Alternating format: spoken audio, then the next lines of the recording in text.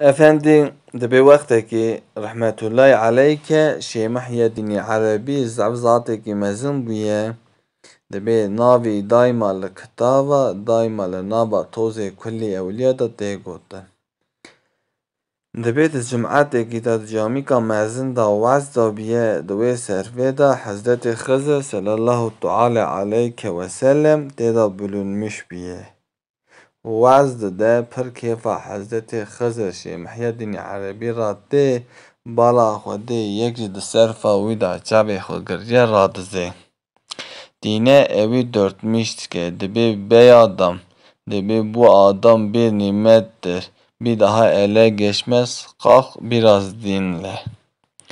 Çiqender gudar dike bala Xwedê de îcarê raza, îja dixe xwera xwer. Dibe dîne evî dörtmiş dike, hêrs dikeve. Dibe beya dam, bu adamın ağzında dökülen sözcükler cennetin incirlerine benziyor. Kalk biraz dinle.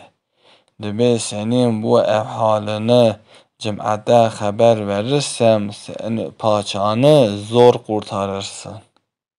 Dibe vaha dibe beri Xwedê qul bê, Hezretê Xizr şükr û secdayê Xwedê ra dike.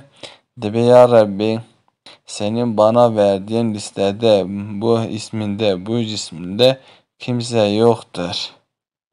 Dibe nidaş Xwedê tê. Dibe bu altın kubbe altında nice dostlarım vardır.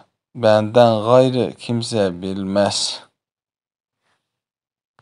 Ev hikayete hani Mele Nureddin Metergirtiye xeletî tê de hebe jî efû bikin. Silav Rês Osman Taş.